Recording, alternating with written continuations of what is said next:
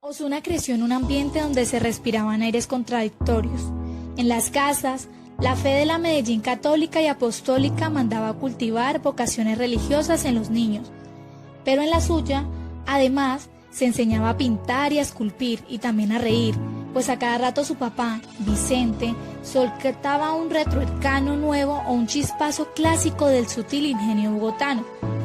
Además, las pasiones liberales y conservadoras servían en cada hogar. Como todos en esa época, uno nacía de un lado o del otro de la calle. Yo nací del lado conservador, dice Osuna. Llegó al mundo el 21 de mayo de 1936, en el pleno centro de la capital antioqueña, en la casona donde funcionaba la clínica Gil, en una manzana que ya demolieron sobre la antigua calle Livio. En su lugar está hoy el Parque de las Esculturas Gordas de Fernando Botero. Crecieron en medio del fervor político. La familia de su papá había sido vecina de la de Laureano Gómez en el centro de Bogotá, y el mayor de sus tíos había sido muy amigo del jefe conservador, tanto que cuando murió su abuela paterna, Laureano ayudó a cargar el cajón. A quien más admiró y ha seguido admirando toda la vida es a Laureano Gómez, y no solo por la cercanía con su familia paterna, sino quizás también porque simpatizó con su condición de opositor. Él creció escuchando a Laureano, que estaba por fuera del poder, al perseguido, a quien le quemaron su periódico, al que repetía incansable 4 palabras en el Congreso: se robaron la plata. Por eso rechaza la imagen de Laureano jefe de los pájaros, de la violencia, el extremista, el godo cavernario. Religión, arte y política. En estas 3 aguas se conoció el caldo crítico de Héctor Osuna en su infancia. Por eso, ni él ni su humor son livianos. Al humor de Osuna la religión le dio la humanidad necesaria, el arte, la inteligencia para ser un observador algo distante, y la política colombiana un material de primera para que la gente se encontrara en sus dibujos. Desde el principio de su carrera, Osuna demostró que defendería su autonomía contra viento y marea. A los 23 años, cuando ya publicaba caricaturas en regularidad en las páginas editorial El Siglo y los domingos sacaba ese comentario a 4 cuadros, al estilo tira cómica, comenzó a resentir el exceso de dirigismo del periódico conservador. No había ni una frase ni una coma que no fuera una decisión política, dice. El diario apoyaba a Alberto Lleras, el presidente liberal del Frente Nacional. El caricaturista hizo entonces una sátira leve de Lleras Camargo que revelaba la dificultad que estaba teniendo para manejar el país. Las directivas del diario consideraron que era una caricatura que podría molestar al gobierno y dudaron mucho en publicarla, pero finalmente salió el 21 de agosto de 1959. Cuando llegó al Espectador, al inicio de la década del 70, Osuna no se sentía precisamente en su casa. Venía de una fuerte tradición conservadora y el diario era, junto con El Tiempo, bastión del liberalismo. Además, hasta ese momento no había habido caricaturista que no coincidiera con el criterio editorial de los periódicos. Pero su incomodidad no era insuperable.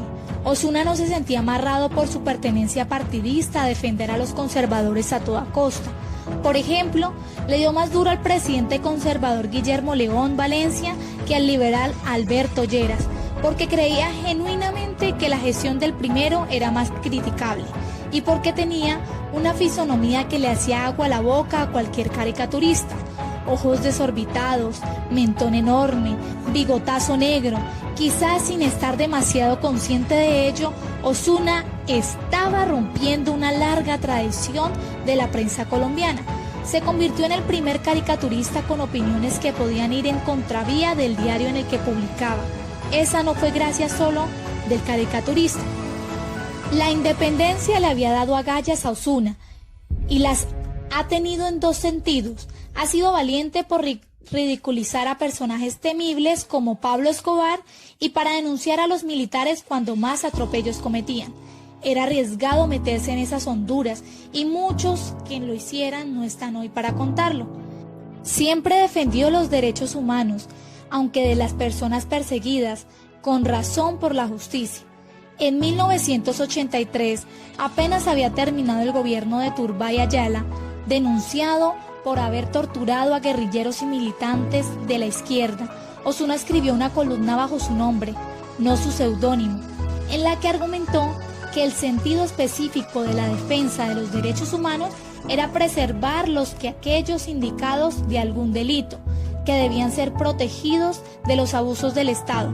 Todavía no ha perdido su condición humana, aún es libre para respirar sin inmersiones asfixiantes, tiene derecho al reposo de su cuerpo, a la comida, al abrigo, a no ser amenazado ni destruido psicológicamente, a no lucir hematomas y, en último caso, a una cárcel digna, escribió.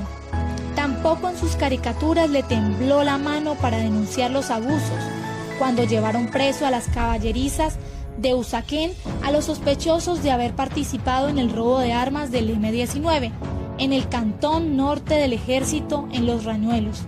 De Osuna empezaron a aparecer 2 caballos que atestiguaban los vejámenes a que allí eran sometidos los presos y denunciaban los demás atropellos que cometían los militares bajo el amparo del estatus de la seguridad que había impuesto el gobierno de Turbay Ayala.